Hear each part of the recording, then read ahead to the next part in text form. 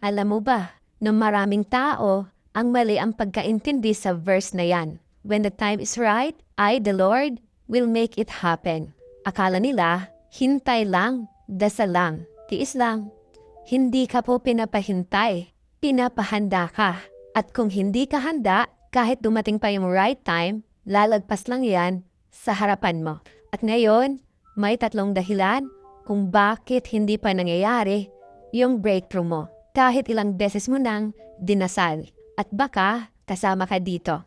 Gusto mo ng blessings, pero hindi mo kayang i-handle. Gusto mo ng malaking income. Gusto mo ng success. Gusto mo ng breakthrough. Pero, tanungin kita, kung dumating yan bukas, kaya mo bang i-manage? Kaya mo bang panindigan? O baka mamaya isang problema lang, bibitaw ka agad. Hindi ibibigay ni Lord ang isang bagay kung alam niyang sisirain ka lang nito. That's why merong kinatawag tayo na delay. Hindi dahil pinagkakaitan ka ni Lord, kundi dahil hindi ka pa ready doon sa blessings na ibibigay niya sa'yo. Kumbaga hindi ka tinutulungan ng Diyos dahil mali yung directions mo ngayon. So parang ganito lang yan. Pwedeng ginagawa mo na lahat. Like andyan na yung nagpupuyat ka, nag-e-effort, nag-aantay.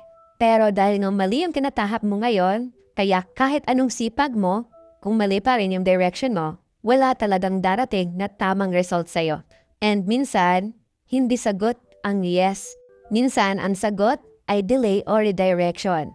And again, hindi para parsahan ka, kundi para ilayo ka sa mas malaking pagkakamali.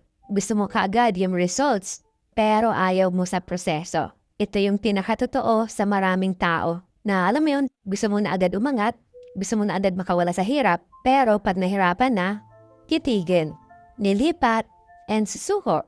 Tapos alam mo yon, uulit, magsisimula naman sa umpisa. Hindi yan, waiting season. Cycle yan sa pag-iwas sa growth. At hanggat iniwasan mo, yung proseso, hindi darating yung tamang timing.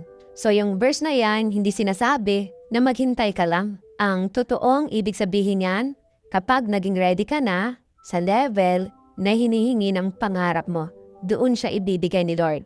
Hindi hawak ng oras ang blessing mo. Ikaw ang kailangan magbago para maging aligned sa oras. Ngayon, kung gusto mong dumating yung right time, ayusin mo muna sarili mo bago ang results. Kasi bakit? Hindi ka dadalhin sa next level kung pareho ka pa rin mag-isip at kumilos. And i-check mo din kung tama pa ba yung directions na pinupuntahan mo, na ginagalawan mo. Kasi alam mo ba na hindi lahat ng effort may progress. Kailangan tama ang target. And syempre, dapat mag-commit ka sa proseso kahit wala pang result sa simula. Kasi bakit? Hindi instant ang growth.